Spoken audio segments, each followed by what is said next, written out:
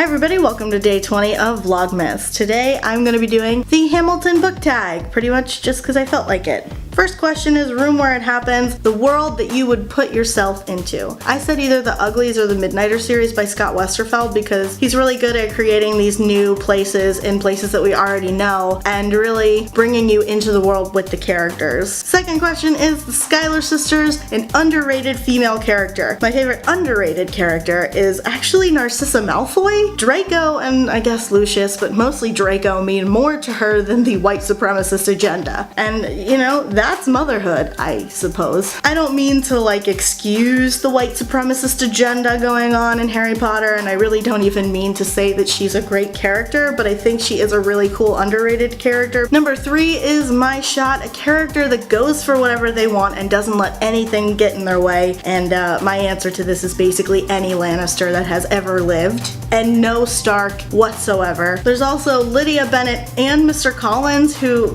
have very different approaches to this, but Lydia is actually successful at getting what she wants, even if it like puts the rest of her family in social danger, and Mr. Collins is not. Number 4 is Stay Alive, a character that you wish was still alive. And my answer is probably the same as it was in the Harry Potter tag earlier this month, because it's Sirius Black. Everybody wants Dumbledore to live, and I want Sirius Black back, if for nothing else than Wolfstar.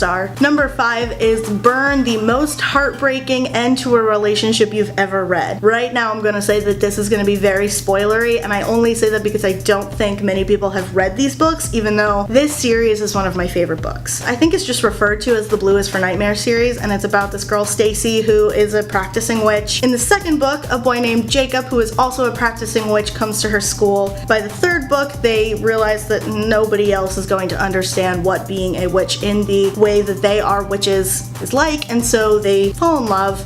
At the end of the third book, Jacob falls off a cruise ship and hits his head, and in the fourth book he wakes up and has no idea who he is. Number 6 is You'll Be Back, Sassiest Villain. Cersei Lannister exists. Number 7 is the Reynolds Pamphlet, a book with a twist that you didn't see coming. I'm not gonna spoil anything because I don't think it's really worth it. I read We Were Liars by E. Lockhart, and I know a lot of people like it, but I got to the end of the book and had absolutely no idea what had happened and what the actual twist was. It was just the fact that there was a twist that I just had no idea what to do with. Number 8 is NonStop, a series that you marathoned. I did kind of marathon Harry Potter. I was reading it while I was still in school, but it was the only book that I was reading for my own pleasure book reading list. Number 9 is Satisfied, favorite book with multiple point of views. Actually my favorite books with multiple points of views are the Song of Ice and Fire books. They're like one of the only series, one of the only books that I've ever read with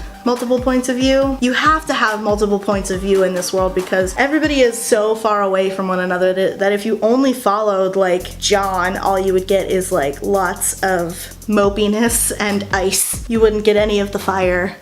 Number 10 is Who Lives, Who Dies, Who Tells Your Story, a book or series that you think will be remembered throughout history. Everybody and their mother is going to say Harry Potter, and so for that sake, I'm not going to say Harry Potter, although I do think it will live on throughout history. Nobody will forget Harry Potter, ever. I'm going to say The Fault in Our Stars, actually, because it's not John's first book. It's the first one everybody reads now. It's the first one everybody talks about. It's his first book that was turned into a movie, so we have that. The Fault in Our Stars is where a lot of people come into John's writing, John's characters, Nerdfighteria. So I really think that that book especially will be remembered for how special it is. Number 11 is Helpless, a relationship that you are pulling for from the start. Spoiler alert, I'm gonna talk about stuff in the To All the Boys I Love Before series, so if you haven't read it, you don't want to know anything, go to the next question. I was actually really pulling for Josh and Lara Jean. I know that he's actually her older sister's ex-boyfriend, but just the way that they were written, the build up to their relationship, and the fact that she was with Peter to make Josh jealous basically really set up that relationship for me. It didn't really go anywhere at the end of the book, and I didn't really have a problem with that,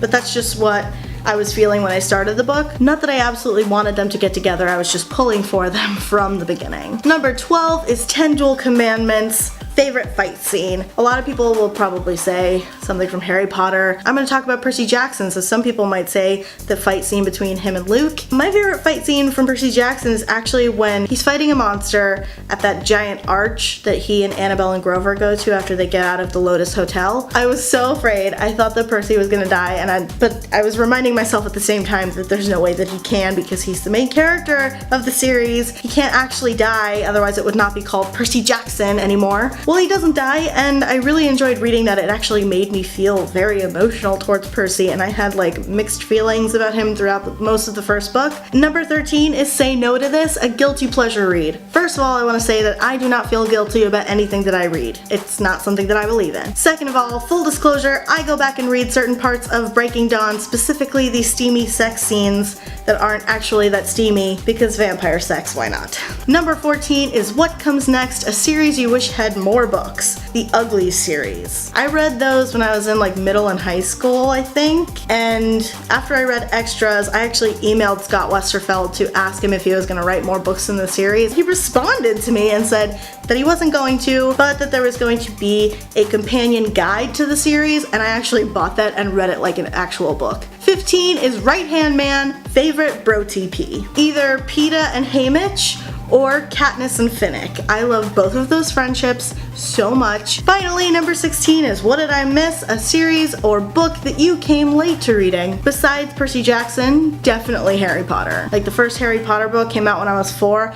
I didn't read it until I was 19. So that's it. Thank you so much for watching this tag. If you liked it, please give it a thumbs up. In the comments below, let me know what your answers to the questions are. I will definitely be putting them in the description below, so look out for that. If you're not already subscribed to The Princess and the Scrivener, please do so down below, especially if you'd like to see more videos on Disney, intersectional feminism, pop culture critiques, and more. The Scrivener will see you tomorrow.